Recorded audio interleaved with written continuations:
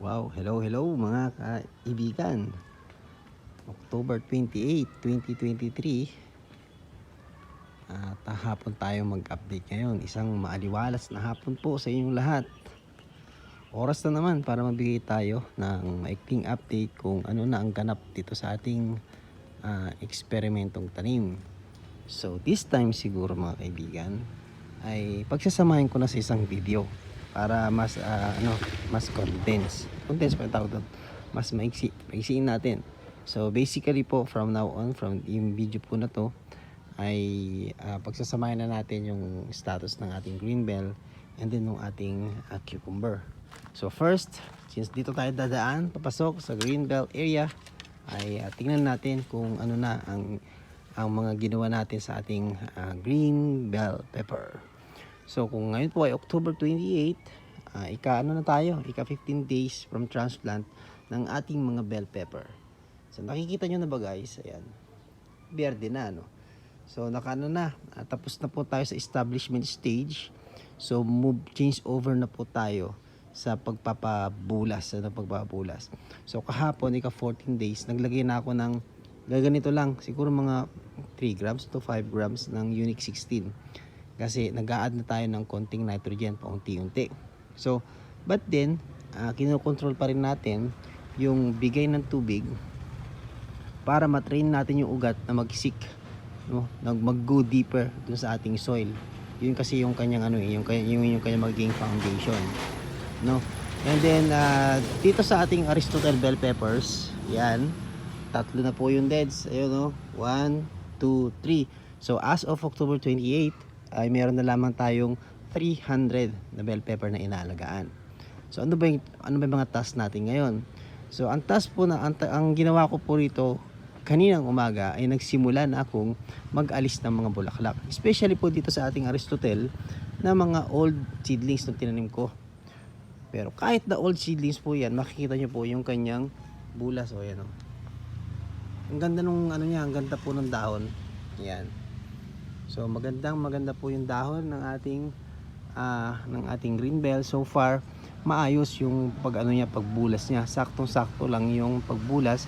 Kaya nga po ang binibigay natin niya Unique 16 o 16-16-16 na may kahalong trace element para banayad lang yung pasok ng nutriente, hindi siya mabigla. Okay? So, pagdating po sa fungus disease, wala tayong fungus disease, wala rin po tayong insekto. So yung mga nakikita nyo pong mga kulot-kulot sa ilalim ay mga odd leaves pa po niya yan. So hinihintay lang ho natin yung malaglag ng kusa. Okay? At siguro sa isang araw ay mag-apply na ako dito. Pwede na siyang simulan mag-foliaran. So basically ang ibibigay natin ay parang vaccination foliar para maihanda na natin yung halaman natin sa parating ng mga fungus diseases. Okay? So ang i-spray natin dito ay fungicide, and then spray pa po tayo ng crop boost or yung ating foliar na rich in phosphorus and magnesium. Yan po yung i-spray natin bukas. Ayan. Kasabay na rin nun pag mag-spray tayo sa cucumber. So dito sa side na to, may papakita ako sa inyo mga kaibigan. Nagsimula na ako magtanim ng romaine. Yan, Sanadu romaine po yan. So ito pong romaine na to ay ilalagay ko sa gitna dahil alam naman natin pagkatanim po natin ng green bell ay 75 days pa bago tayo umani. Kaya ang gagawin natin ay i-maximize natin yung space, no, para kumita tayo diyan sa space po na yan. Okay, medyo nakalubog yung ating bell pepper doon, ay yung ating lettuce.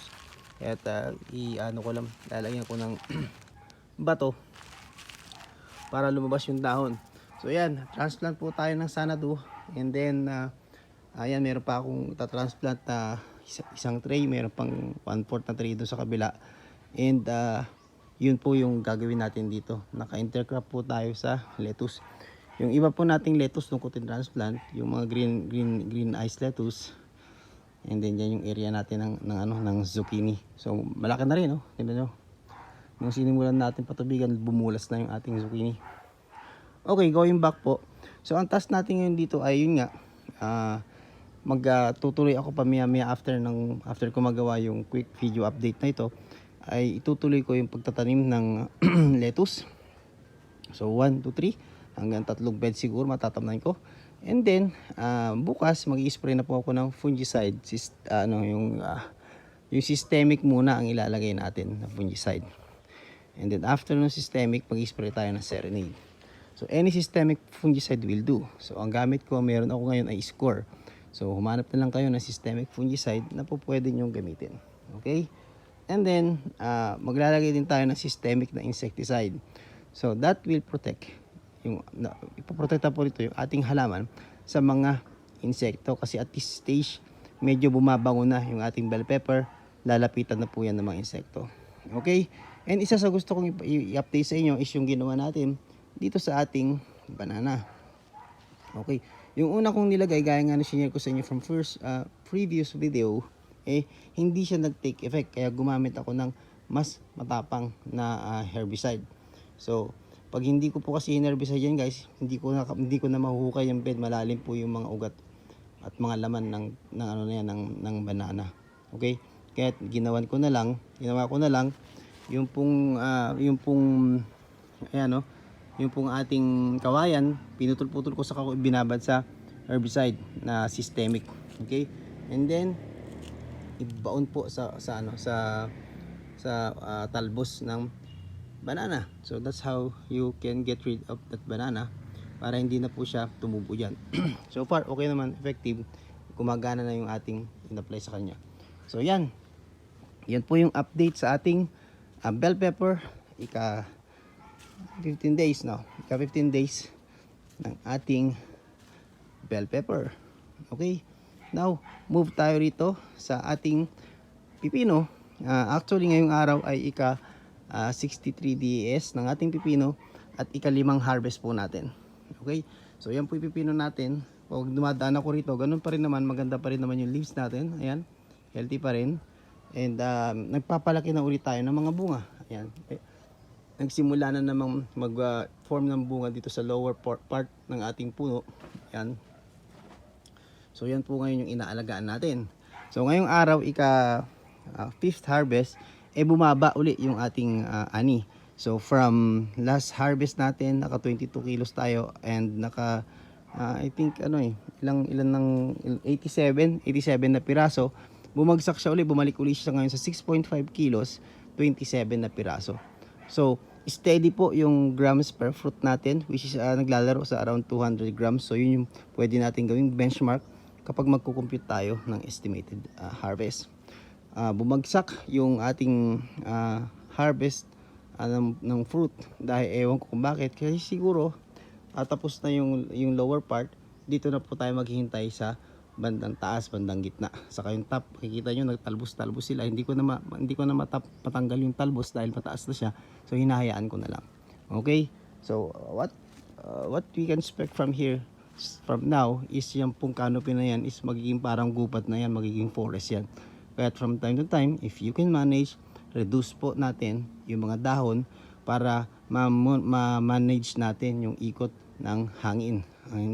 So that makokontrol natin, mamodify natin yung RH dyan po sa ating halaman.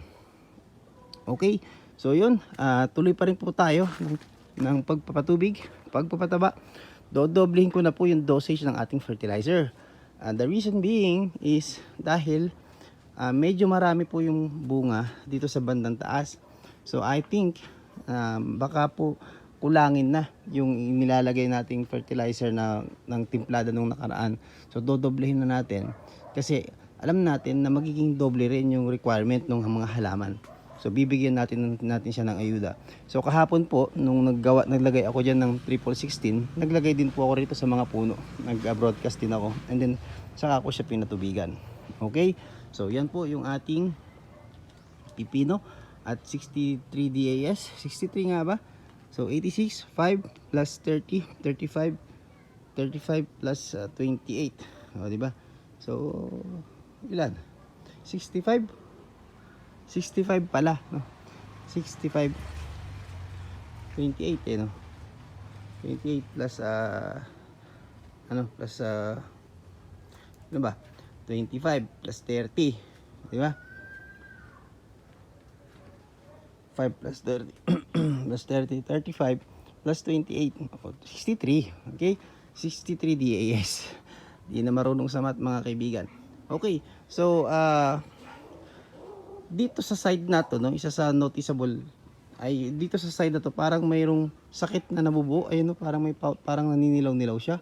Ito siguro ay dahil malapit po tayo sa ating mga concoction area or yung ating mga ginagawang mga JLF dyan, mga bakterya, kinukulture na bakterya. Baka hindi okay dito sa ating tanim, or possible din na ma-burn out dahil dyan po ako nagbubuhos ng mga pinaghaluan or residue kapag ako ay nagtitimpla dito sa ating sa ating reservoir. Okay? So, ayun, ang gagawin natin dito sa ating sa ating pipino ay ayun nga, dodoblehin ko yung dosage ng fertilizer. So every other day naman yung ating pataba rito. So sa halip na kung dati ay 200 grams yung nilalagay ko per drum, gagawin ko ng 400 grams. Double dosage. Okay?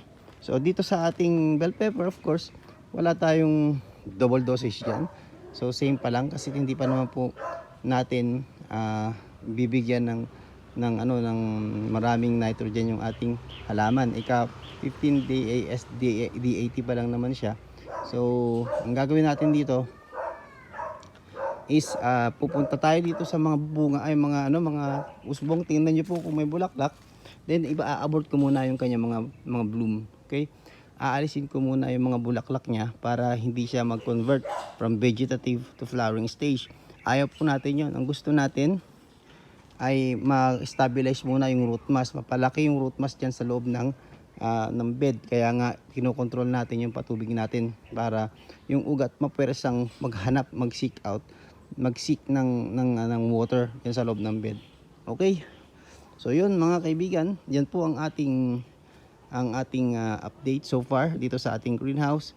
Hindi pa ako masyadong nagkakaroon ng significant changes po or update dito sa ating original greenhouse. Pero makikita nyo hitik na po sa bulaklak. At may ma-harvest na po tayo bukas ng mga green bell.